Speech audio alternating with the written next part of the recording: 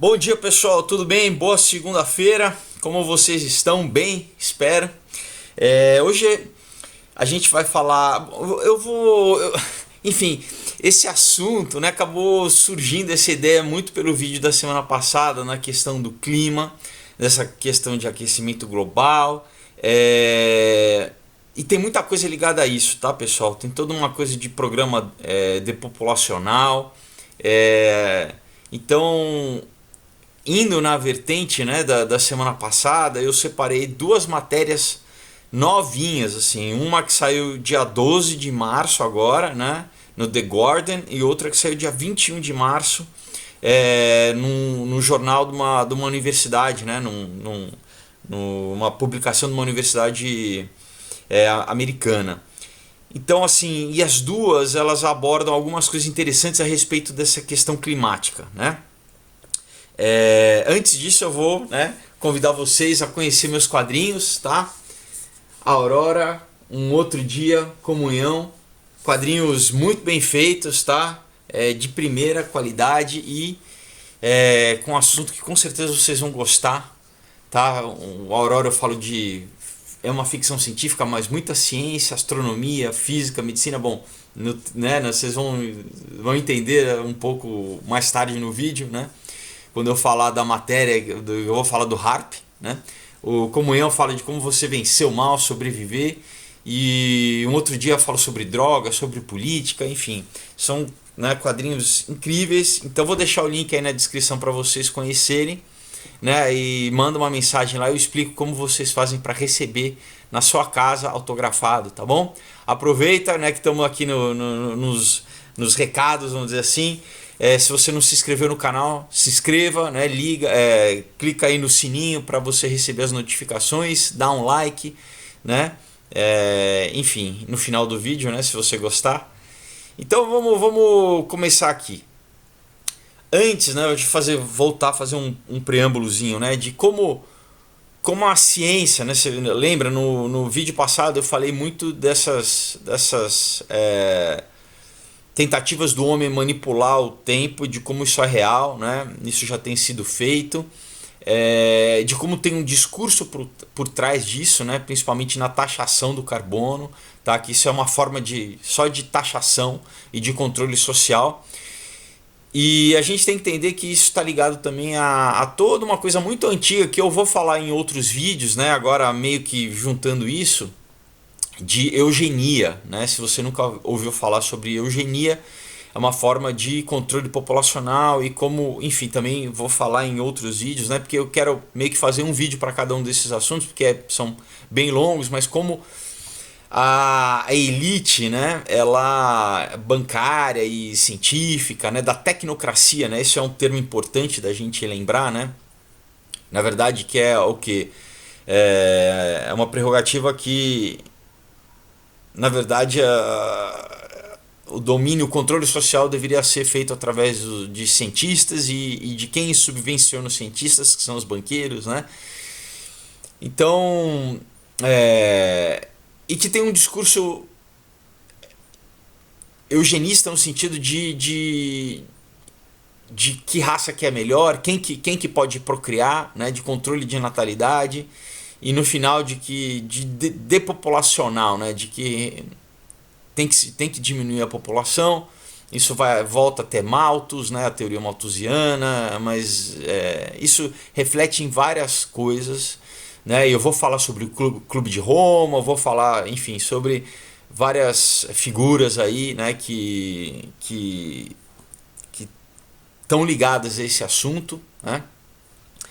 Mas hoje, então, assim, é interessante falar que, por exemplo, né, um livro que eu cito muito aqui, porque ele realmente é muito importante, que é O Admirável Mundo Novo. Se você não leu, ainda leia, pessoal, que muita coisa vai ficar clara para você. Escrito pelo Aldous Huxley, que era um fabiano da Sociedade Fabiana, né? E ele diz o seguinte, que, na verdade, a melhor forma de controle social é fazer com que as pessoas amem a servitude, né? Então você tem, né, eu já falei em outros vídeos, dois livros, né, básicos, que é o Admirável Mundo Novo, que é mais antigo, é de 31, se eu não me engano, e depois o 1984, que é de 48, né, do George Orwell, que assim, os dois falam desse grande controle social, dessa grande nova ordem, né, mundial. Mas o 1984 é pela força, né, pelo totalitarismo, pela tirania do governo. E no Admirável Mundo Novo é através de propaganda, é através de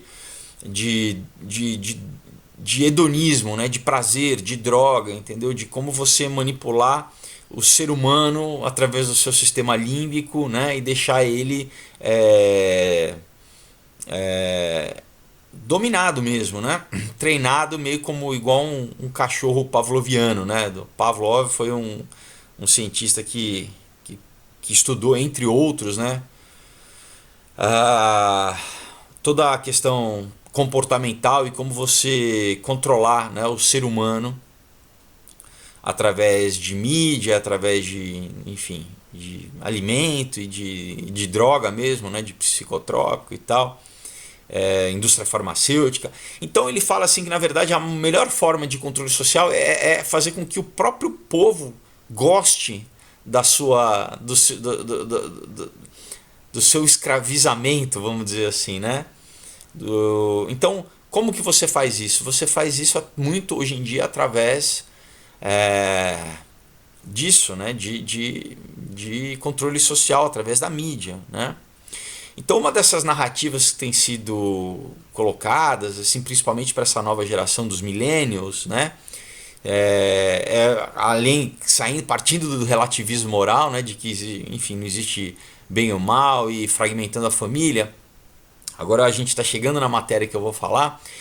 É uma matéria do The Guardian, né, do jornal inglês, que diz assim, né, no título: Birth Strikers, né, mais ou menos assim,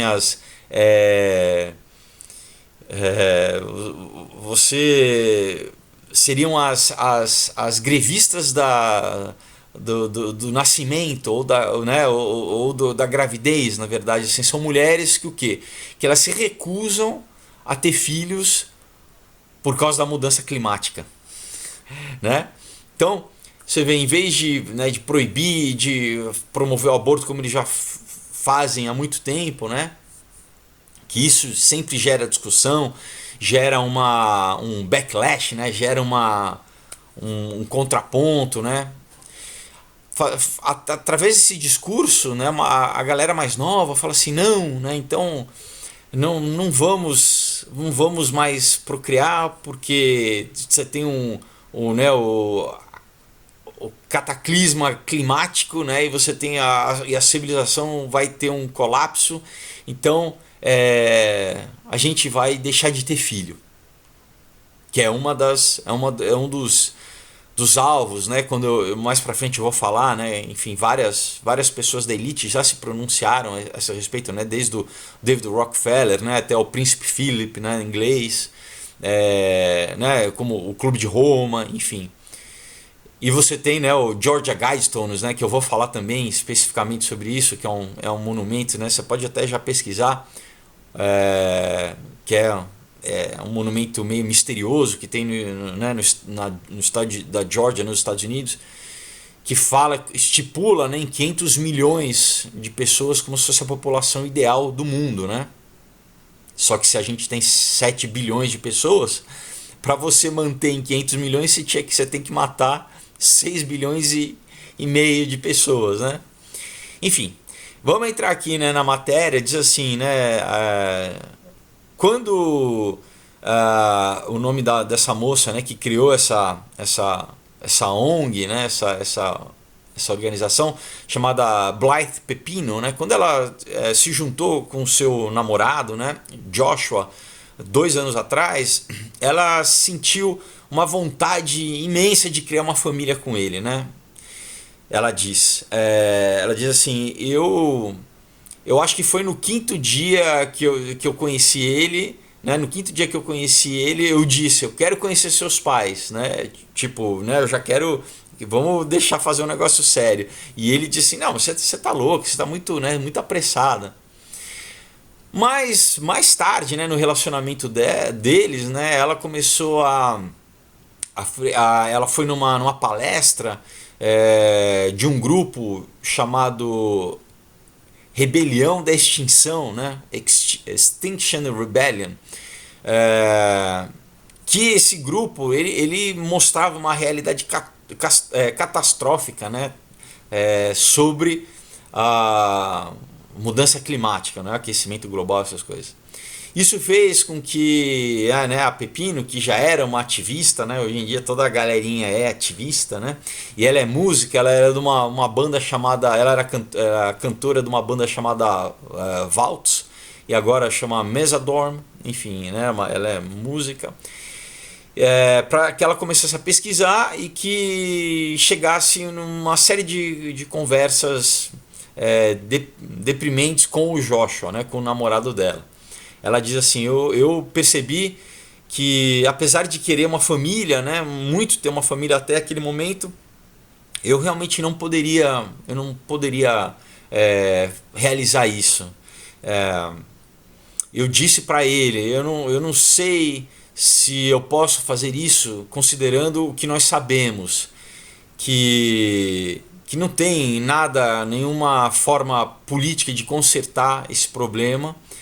Então nós não temos muita perspectiva em construir uma família por causa né, desse discurso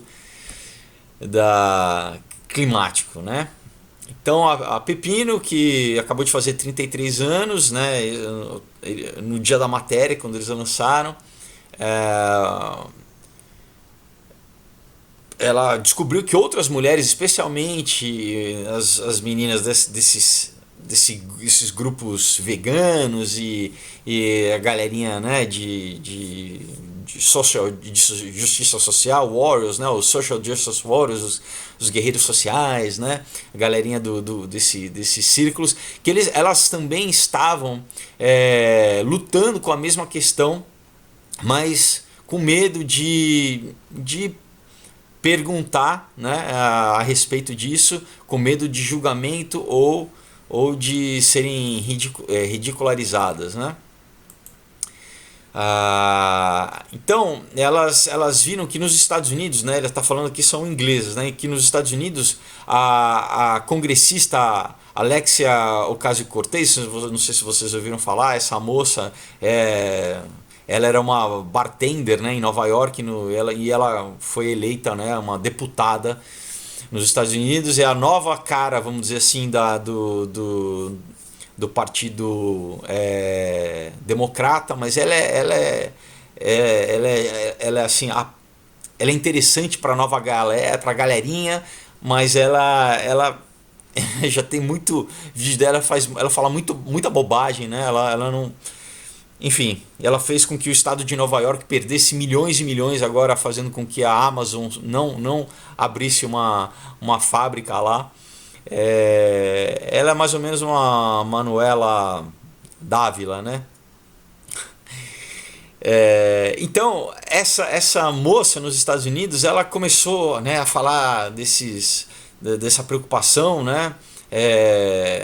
Dizendo que em 12 anos, né, ela falou que em 12 anos o mundo ia acabar por causa da mudança climática, e está fazendo a cabeça dessa galerinha mais jovem, né? Então ela meio que falou assim, então é ok para nós não ficarmos sem filhos, né, não termos família, né? Então a Pepino, né, na Inglaterra, decidiu publicamente anunciar sua decisão, né, de uma forma estratégica, né, de começar esse grupo chamado, né, o Birth Strike, ou, né, a greve da gestação, a greve dos filhos, né, greve de filho, né, greve de filho seria melhor.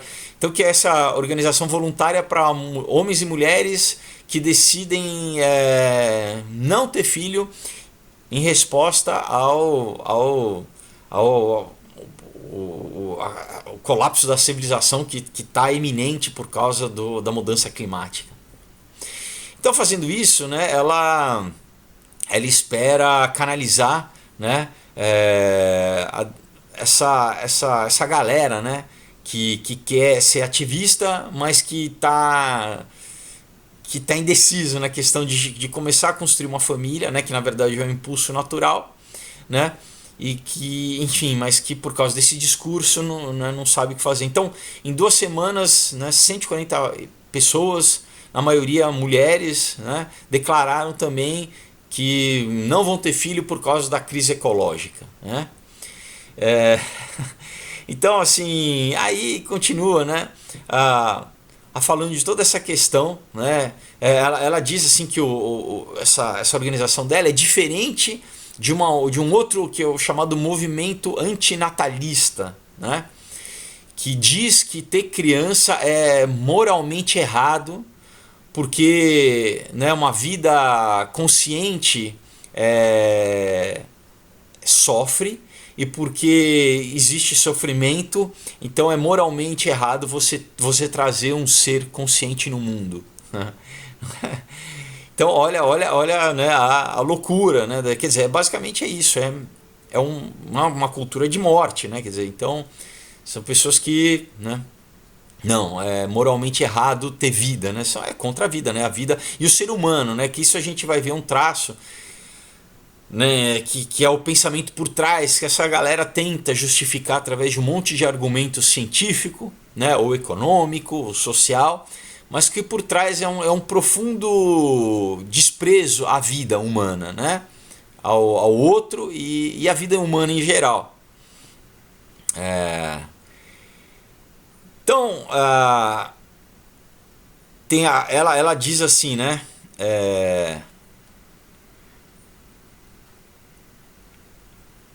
Ela diz assim, peraí, deixa eu só pegar aqui. Mesmo com as políticas de redução populacional drásticas, né, draconianas e eugênicas, que são completamente imorais, né? Ela diz a Pepino, né? Nós não nos pouparemos, né? Nós temos que mudar a maneira de como vivemos. Ela diz assim que um estudo de 2017 descobriu que ter um filho a menos do que geralmente 2 filhos por família era a maneira mais eficaz de uma pessoa cortar as suas emissões de carbono, né? Essa preocupação aí da emissão de carbono, né? Que tem sido levantado, né? Pelos acordos climáticos, né? Primeiro de Kyoto, depois do Rio, daí de Paris, enfim. Que na verdade, como eu falei, é uma forma de taxação, né? Mais uma forma de você taxar a população, né? Você tem uma outra moça chamada Hannah Scott, de 23 anos, né? Que trabalha numa outra ONG, né? Uma instituição de caridade ambiental, né? Ela diz que os ativistas do clima, né? Até os ativistas climáticos, eles negam a gravidade da situação, e disse assim que talvez não seja tão extrema e apocalíptica essa visão de não ter filhos, né? Ela acha que é uma questão válida, né?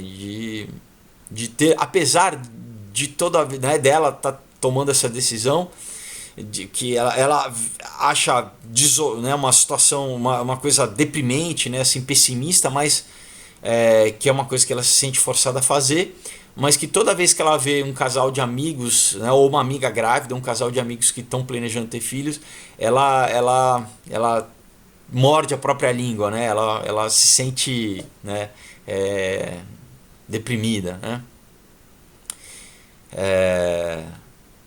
Então eu fico impressionado, eu fico até triste por essa geração, né, pessoal, que se sente obrigado a tomar essas decisões assim do nada, e isso são moças jovens, né, que a gente sabe que para a mulher ela tem um período menor de fertilidade, né? Apesar da medicina ter avançado e ter mulheres que estão tendo filhos até os 40 anos, até um pouquinho mais, aumenta demais o perigo da gravidez, o perigo da criança ter uma má formação, né? Tem uma série de questões, né, de mulheres que inclusive estão congelando os óvulos, né, para poder aumentar o seu período fértil. Então você tem meninas, né, que que estão assim, vamos dizer assim, na flor da idade, né? E que querem ter filhos, mas por causa desse discurso estão abrindo mão disso, né? Então é muito triste, né? Eu acho muito triste ver isso, essa geração, como eu falei, né, do Aldous Huxley, né? Quer dizer, ninguém está obrigando elas, né? É simplesmente por esse discurso, elas mesmas estão se auto-obrigando, né? E de repente, sem saber do que mais para frente elas podem se arrepender de ter perdido a oportunidade de ter filho, né? Né, de ter deixado o tempo passar literalmente, né? Então, né, você vê como tem uma lavagem cerebral aí, né?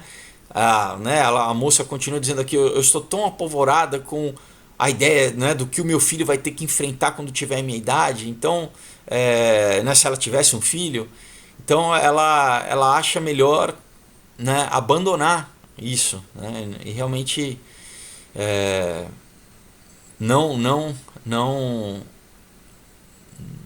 não não ter filho, né? Então, por exemplo, você tem um jornalista americano chamado David Wallace Wells, né, que escreveu um livro chamado como é? Inhabitable Earth, palavrinha difícil de dizer, é uma terra não habitável, vamos dizer assim, que explora esse tema, né? E que diz o contrário, né? Que na verdade a gente está passando por uma crise populacional, né? Vários países estão em declínio populacional, que eu vou falar, né, mais para frente. Inclusive, você tem uma estatística de contagem de esperma, né? Também dos homens, né? Que você vê que tá decaindo, né? Tem uma curva descendente. Aí por uma série de questões, por alimentação, né? Inclusive, por exemplo, a questão do celular, parece brincadeira, mas não, que o homem usa, né, geralmente no bolso da frente. Uma série de coisas que tem feito com que a capacidade, né, de procriadora do homem, né, também tenha diminuído. Então você tem uma série de questões que são levantadas e, por exemplo, ela diz que apesar de tudo isso, né, ela diz assim, eu entendo que muitas pessoas podem pensar que, né, não ter filho é uma resposta estranha a essa questão, né? Ela diz assim, alguém me disse outro dia, as pessoas ainda têm filhos inclusive em zonas de guerra, né? Eu só posso dizer que é totalmente pessoal e provavelmente ninguém está qualificado para decidir o que fazer nesse caso, né? De ter filho ou não. Então é uma confusão,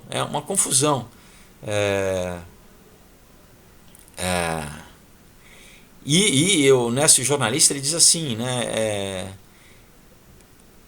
As pessoas ainda continuam, né, tendo filhos, né? Independente desses do que possam dizer a respeito do clima, né? Isso é um direito, né? E as pessoas, e ele fala, é um motivo para se lutar, né? Assim, as pessoas têm que continuar, né? Lutando por isso, né? Então, você tem, né, por exemplo, eles falam 10 mil jovens no Reino Unido, né, entraram em greve mês passado, né, e fizeram uma série de ativismos, né, sobre a questão climática, né? Como, por exemplo, ele cita aqui uma menina chamada Greta Thunberg, de 16 anos, né, diz que sua geração vai ter um papel fundamental na questão, né, de não ter filho, né?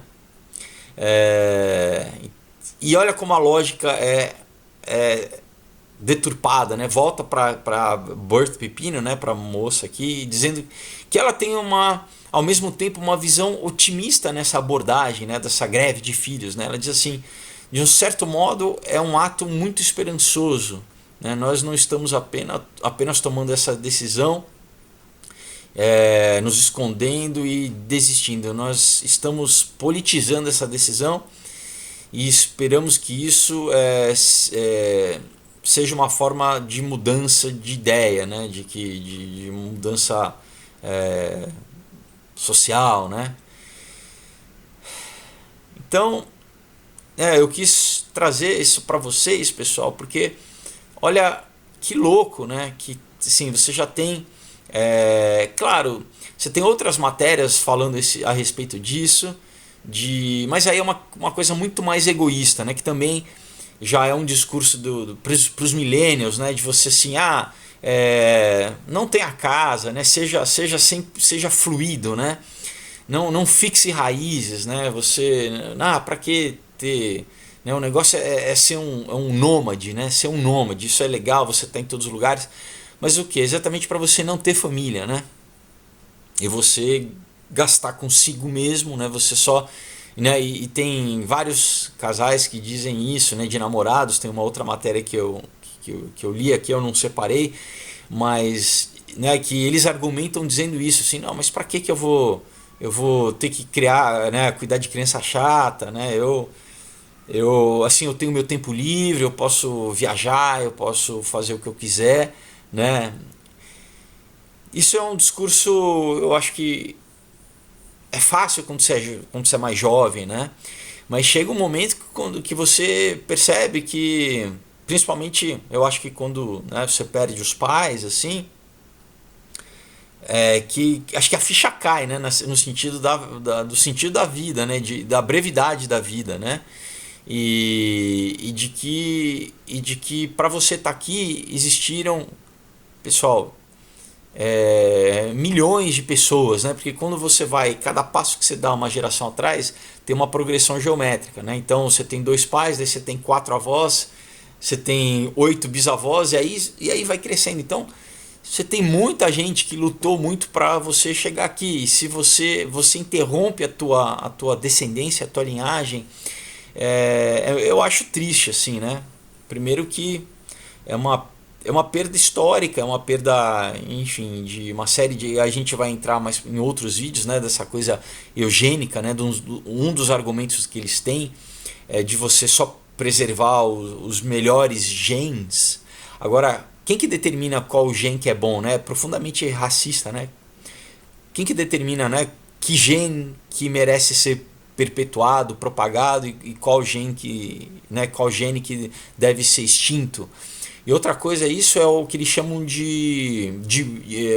do pool genético, né? Da variedade genética. Quando você restringe isso, é muito perigoso, porque é a mesma coisa de você ter cruzamento entre família, né? Você reduz a variedade genética e a probabilidade de você ter doença degenerativa é muito maior, né? Então é bom, obviamente que é muito bom você ter variedade genética, porque, né, você fortalece o gene. Quando você restringe, né, como esse caso que já é muito conhecido, né? Por exemplo, em toda a antiguidade, Idade Média, você tinha, principalmente nas famílias reais, né, na aristocracia, o casamento entre família, e isso vai gerando doenças degenerativas, né? Você tem várias doenças que são resultados desses casamentos entre irmãos, entre primo, né? Enfim, no passado tinha de mãe e filha, por isso que muitas dessas coisas viraram tabu, né? Na verdade, tabu inclusive religioso, né? De serem condenados, né? Porque, enfim, além da toda uma questão moral, mas porque degringola, né? Você começa a bater pino, né? Então, a gente vê, né, como esse discurso, né, ambientalista, né? Daí a galerinha, não, eu quero... Você não vai fazer, você não vai mudar nada, né, deixando de ter filho. Ao contrário, né, como eu falei, você tem a população, por exemplo, países como o Japão já estão com uma curva que muitas vezes é preocupante para o governo, porque não se recupera, né? A gente sabe, por exemplo, que a nova geração de trabalhadores que vai manter, por exemplo, a previdência social, né? Você tem um grande número de pessoas que se aposenta e quem que e é o imposto, né, cobrado, né, pela força de trabalho jovem que vai sustentar essas pessoas que envelheceram, que trabalharam e que têm direito à aposentadoria. Ou mesmo filhos que cuidam dos pais, né? Geralmente mesmo em sociedades tribais, ao longo da história, né? É isso, né? Os filhos cuidavam dos pais quando envelheciam. Hoje a gente tem, enfim, a sociedade mudou, né? Muita gente não cuida dos pais ou abandona os pais ou coloca os pais numa clínica, enfim, quando tem dinheiro, né? Ou num asilo, quando tem dinheiro, mas muitos não têm. Mas de qualquer forma ainda, né? A família é isso, né, pessoal? Então esse é o ciclo da vida, né? Deveria ser. Então de um tempo para cá é tão disruptivo, né, que você vê que de poucas gerações para cá, né, basicamente dos anos 60, que você tem uma série de coisas disruptivas, né, de movimentos, né, que aí eu vou falar também como uma das grandes pensadoras eugenistas do século passado foi a criadora do feminismo também, no sentido do feminismo romper, né, a família, né? Obviamente que, como eu já falei antes, a favor né, o cristianismo foi a primeira, se você não, né, se você quiser chamar de filosofia, mas que reconhece a mulher como um ser humano criado à imagem e semelhança de Deus, né, como igual ao homem, né? Você vê em todo o resto da história, tanto na Grécia Antiga, a mulher era um ser de segunda categoria, né? Eles matavam as meninas quando as meninas nasciam. E Jesus não, em várias vezes ele fez questão de, né, mostrar o valor das mulheres, de quando, inclusive, retificando o próprio judaísmo, né? No sentido quando, por exemplo, a mulher adúltera, né? Então, a mulher samaritana, né, a Maria Madalena, enfim, vários momentos Jesus mostra o valor da mulher, enfim. Então, ao longo, né, o cristianismo ele reconhece o valor da mulher, mas da família, né, pessoal? Que é isso, sim. Parece quando a gente ouve não, que a família é o núcleo social, e é verdade, né? Porque, né, se você rompe isso, né, daí você se pensa, né, por exemplo, em filosofias como, né, o comunismo, né, o marxismo, né, que ele fala exatamente isso, que você tem que romper com a família, né, que a criança tem que ser criada pelo Estado, que você, né, que é muito próximo tanto do 1984 quanto do Admirável Mundo Novo. Por quê? Porque a família nuclear também tem essa questão do indivíduo, né, do pai, da mãe, dos indivíduos que são responsáveis pela família, né? E aí sim você começa a ter círculos, né, sociais que vão expandindo a partir da família, né? Então, agora você vê essa nova geração, qual que é o discurso? Ele já cresce, não tem família, muitos, né, já são, né, não tem essa referência, muitos são filhos de single, né, parents, assim, ou criado pela mãe ou criado pelo pai. Então não tem essa referência, não querem casar, né? Não querem, acham que, né, o casamento vai aprisionar, eles querem estar livre, né? Essa coisa de móvel, tudo é isso, toda propaganda é mobilidade, é o celular, é a móvel, é o transporte móvel, assim, o negócio, né? Então esse frame of mind, assim, né, entre você construir alguma coisa né, e sólido ou não, você tá em todo lugar, mas ao mesmo tempo você não está em lugar nenhum, né, pessoal? Você tá vagando por aí, né? Você não tem raiz em lugar nenhum. Muito bem, então essa é uma questão. Outra matéria, né, que eu falei para vocês, que eu separei aqui, que é uma matéria muito interessante, né, é dessa universidade de Concórdia, que fica no Alasca, né, que diz o seguinte, eu cheguei a citar o HAARP, né, no vídeo passado, né, que para quem nunca ouviu falar, né, do HAARP, faça uma pesquisinha, né? Então essa matéria aqui é do dia 21 de março, né? Que diz o seguinte, agora meio que, né, a gente pulando né, mas nesse mesmo assunto de controle, né, climático, de manipulação do clima, né? Deixa eu entrar aqui, né?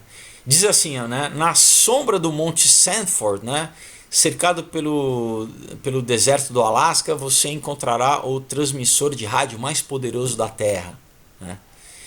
Com 180 antenas espalhadas por 33 acres, a instalação do HAARP, né, que é o Programa de Pesquisa de alta frequência ativa auroral, né? Enfim, ele é única, né? Foi projetado pelos militares dos Estados Unidos e transferido em 2015 para a Universidade de Fairbanks, no Alasca, né? Então, é um programa militar, né, que em 2015 eles dizem que foi, na verdade, foi entre aspas, tá, pessoal? Porque foi muito repercussão em torno do HAARP, que eles quiseram tirar a ideia de ser uma coisa militar para ser uma coisa civil. Então diz que, né, que eles foram passou, né, para a universidade lá de Fairbanks, no Alasca, né? Porque ele estuda o poderoso potencial da ionosfera, né, uma camada eletricamente carregada da atmosfera terrestre.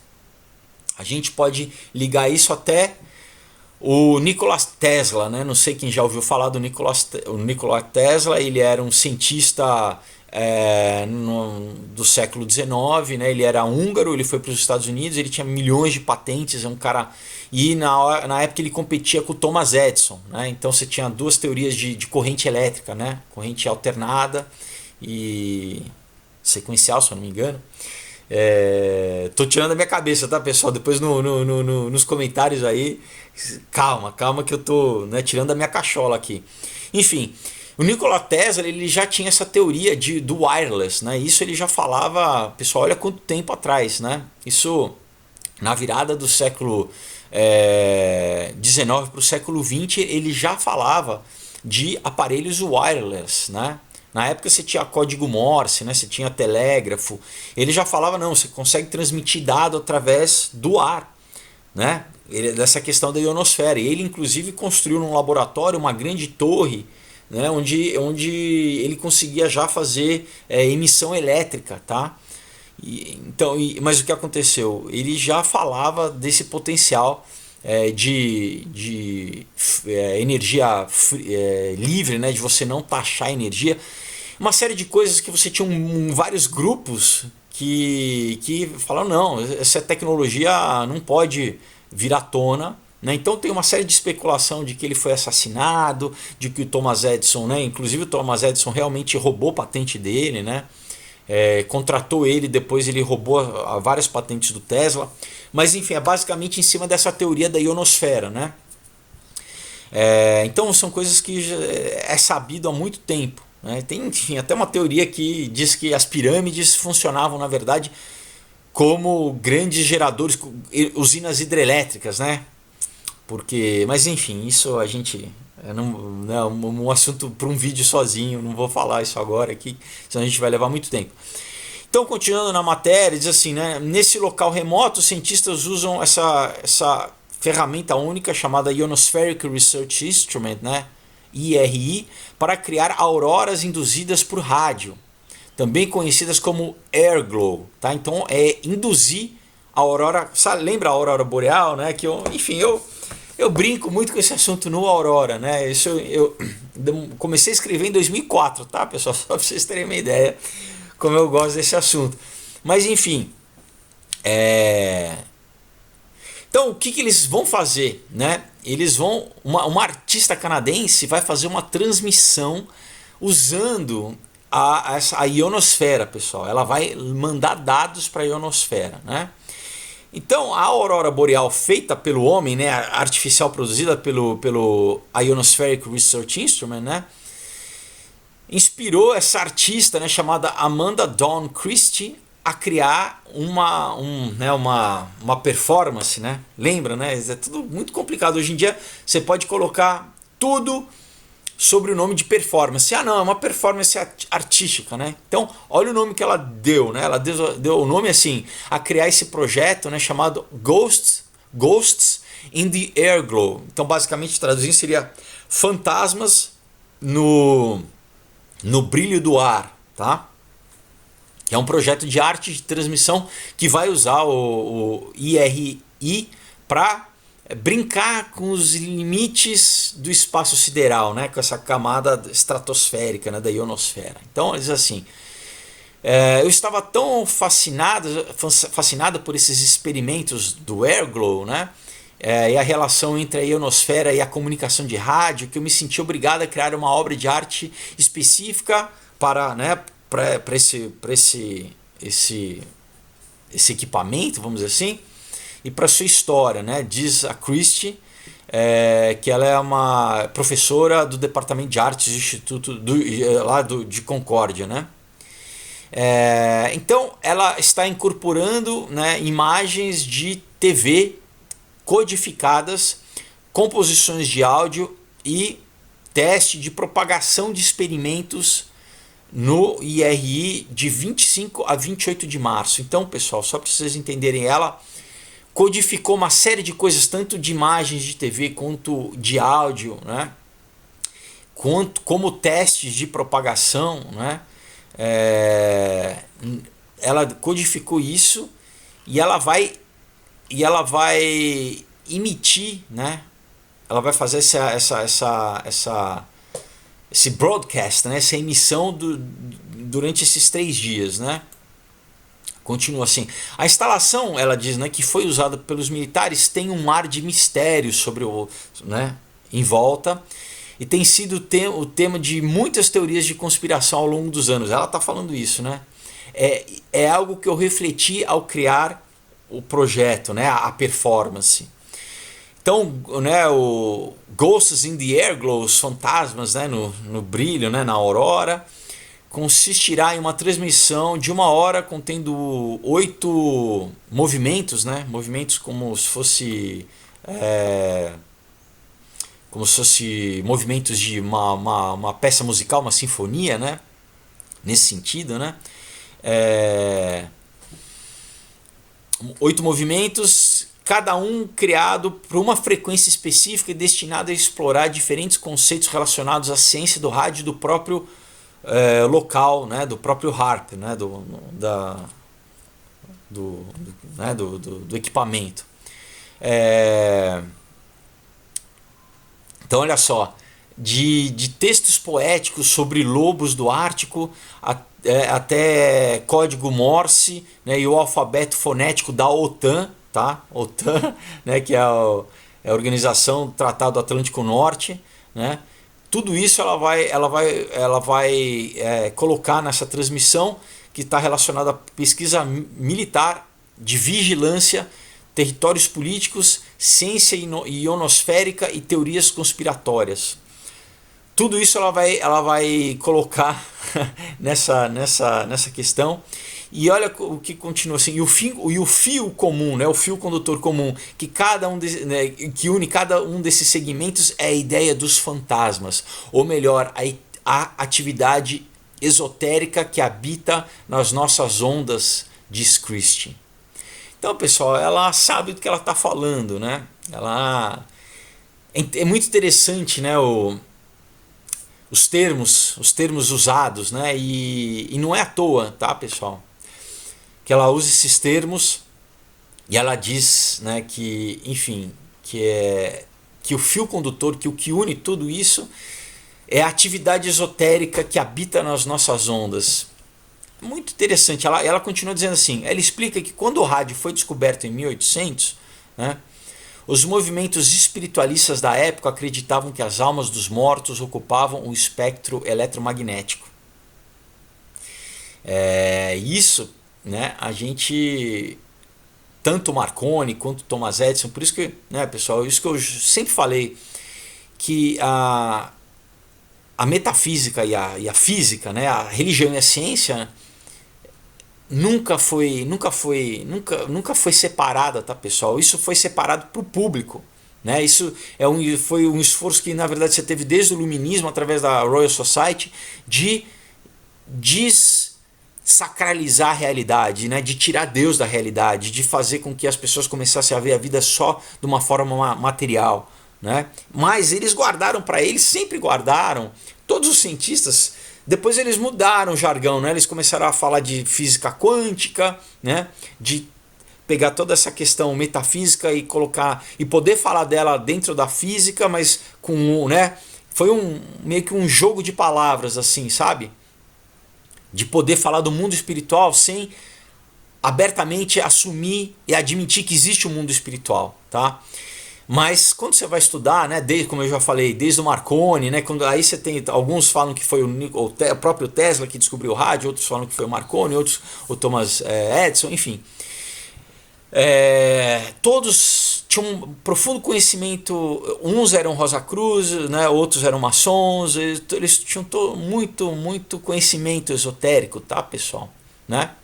Porque esse conhecimento a gente volta até Pitágoras, né? Como eu já falei ao longo em vários vídeos, tem vídeos aí onde eu falo, né, você dá uma pesquisadinha aí que eu falo bastante sobre isso, como mesmo na Idade Média, né? A química, todos os grandes, Robert Flood, né? Paracelsus, enfim, como a ciência veio da metafísica, né? Bom, vamos voltar aqui, né? Então ela diz assim, ao incorporar imagens... As comunicações de rádio estão por toda parte. Elas são uma força invisível que se move constantemente através de nós. Gostei da conexão feita pelos espiritualistas no século XIX entre matéria, energias e ondas eletromagnéticas, tanto em nível poético como metafórico, acrescenta. Ao incorporar imagens e sons ao ar, eu também estou incorporando os meus próprios fantasmas no espectro eletromagnético, num reino invisível, mas altamente ativo. Pessoal, é óbvio, né, do que ela está falando aqui, né? É muito claro o que ela está falando aqui, né? Só que no caso, novamente, ela está falando abertamente, mas quando você não quer falar abertamente em religião ou em espiritualidade, você usa o que é arte, né? Como a Marina Abramović, né, que fez o Spirit Cookie, né, que a gente vê que era um ritual de magia, só que é feito... Se você tira aquilo de um centro e coloca no museu, virou arte. Não é arte, pessoal, você está mexendo com símbolo, com a mesma coisa que você faz em ritual, com semiótica, com semiologia, tudo isso, né, com sigil, né, é com magia, pessoal, é a mesma coisa, tá? Só que você pode, né, usar tanto um termo ou arte ou ciência, tudo é a mesma coisa, tá, pessoal? É tudo a mesma coisa. Então, assim, é muito interessante, né, o que ela propõe, né? E ela fala claramente agora, pessoal. Então, ela basicamente vai fazer o quê? Um ritual de magia, onde vai bombardear na ionosfera, né, uma série de códigos, né, de encantamento. Se você pega, por exemplo, a Clavícula de Salomão, né, é um livro que, se você for ler, né, você vai ver, é cheio de gráficos e anagramas, parecem alguns inclusive uma planta de uma instalação elétrica, de circuito elétrico, tá? Deixa eu pegar aqui. Então, só para a gente encerrar, né, eu quero amarrar isso aqui com o que a Bíblia diz no livro de Efésios 2. Efésios 2 diz assim: Ele nos deu vida, né, dizendo de Deus, Ele vos deu vida, estando vós mortos nos vossos delitos e pecados, nos quais andaste outrora, né, segundo o curso deste mundo, segundo o príncipe da potestade do ar, do espírito que agora atua nos filhos da desobediência. Então Paulo está falando aqui que nós, né, antigamente, né, quem né, antes de ter uma aliança com Deus, você estava morto, né, o teu espírito estava morto nessa condição pecaminosa, né, e que nós andávamos, né, antes de ter um relacionamento com Deus, nós andávamos debaixo do curso desse mundo, a gente andava, né, debaixo desse sistema, vamos dizer assim, e segundo o príncipe da potestade do ar, o espírito que agora atua nos filhos da desobediência. Quer dizer, ele diz então que nós éramos influenciados por esse espírito que influencia hoje quem não tem um relacionamento com Deus, né? Quem está com o espírito ainda morto, né? Tem uma alma, tem um corpo, mas o espírito está morto. E quem é esse príncipe da potestade do ar, né?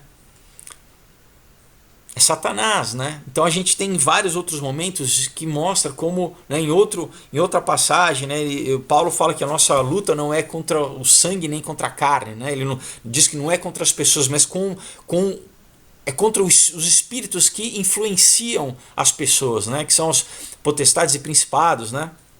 Que habitam as regiões celestiais. Então aqui ela fala claramente que a ciência, né, sabe que existem, né, da mesma forma que existem ondas de rádio, ondas de TV, ondas eletromagnéticas que a gente não vê, mas elas existem, que existe uma metafísica, que existem, pessoal, espíritos, né, que habitam nessas regiões, né, que existem anjos e demônios, né, que estão em outras dimensões que a gente não vê, a gente não consegue ver com os nossos 5 sentidos, né, sensoriais para a nossa dimensão.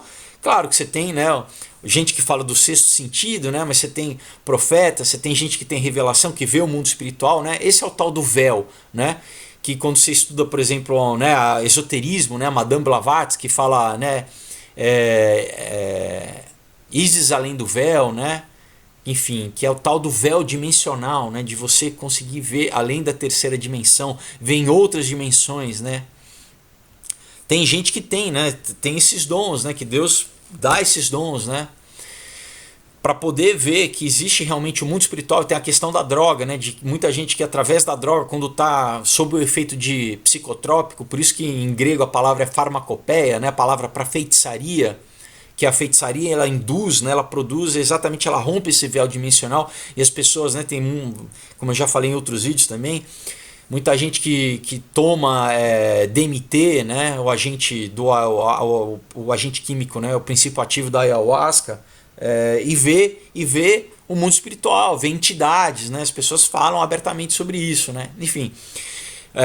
Então, olha só, pessoal, né, é muito interessante ela falar abertamente. Agora, o perigoso, né, é isso, é você a gente vai entrar uma coisa mais profunda que eu vou falar em outros vídeos, né? Que eu acho que aqui já está uma hora boa da gente encerrar isso aqui. De como eu falei já, né, no vídeo todo, será que você está sendo guiado remotamente? De como, através de uma série de equipamentos hoje, você pode literalmente influenciar o ser humano, né? Através de TV, de emissão de rádio, de emissão. E o que está contido nessas emissões, né, pessoal? O que está contido, né? Tem muita coisa negativa que está contido e ela está dizendo aqui, né? Que é uma matériazinha. Eu vou deixar as duas matérias no link da descrição para vocês, quem quiser fazer a pesquisa. Então parece uma coisa inócua, né? Parece uma coisa inocente, né? Mas então ela está usando o HAARP, que é que eu já falei. Tem várias pesquisas de como, né, muita gente já estudando a questão de ser uma arma militar, né, de você mexer na ionosfera e você provocar terremoto, provocar tsunami através, né, dessa alteração na ionosfera, porque você muda, né, enfim, a ressonância Schumann, você enfim, afeta toda a parte, o campo eletromagnético da Terra, de você criar enfim, não vou entrar nisso, eu vou deixar para falar com mais detalhe em outros vídeos, mas nessa questão metafísica, né, pessoal, de você realmente entrar como Paulo fala, né, nas regiões celestiais e tá, como ela própria mesma diz, na questão esotérica, né, de você mexer com esoterismo, mexer com fantasmas ou com entidades ou com entidades espirituais, entendeu? Então você está em interlocução com entidades espirituais através da ciência, e a gente vai entender, né, como eu já falei em outros vídeos, né, que, por exemplo, você tem um dos donos da D-Wave, né, o George Rose, né, falando que o computador quântico é uma forma de você também entrar em contato com outras dimensões, com seres de outras dimensões. Inclusive ele cita o Lovecraft, né? Ele cita o Cthulhu, né? É muito louco vendo esse pessoal que a princípio seria ateísta, né? Gente do mundo científico. Como eu já falei para vocês, obviamente eles sabem, não são nada ateístas, né? No CERN no CERN eles já fizeram rituais ali de magia. Enfim, então fazendo só um resuminho aqui. Mas é isso aí, pessoal. Então, assim, como tudo tá ligado, né, pessoal? Esse discurso de depopulacional, com ciência, com cada coisa é uma pecinha no grande sistema que vai ser o sistema da besta, né? Resumindo, enfim, eu vou explorar mais dessa temática, eu vou falar mais da eugenia especificamente, né? Vou falar um pouco também tudo, como eu já falei, dessas entidades como o Clube de Roma, né? Como essa galera que tá propagando essa agenda, né, nos dias desde há muito tempo e nos dias de hoje, tá? Então, para quem quiser, né, eu falo muito disso aqui nos quadrinhos, né, no Aurora, no Um Outro Dia e no Comunhão. O link tá aí na descrição para vocês também comprarem e receberem em casa autografado, tá, pessoal? Então, boa semana, não esqueçam de se inscrever aí no canal, tá? Tocar o sininho para receber as notificações e até quinta-feira. Deus abençoe. Tchau.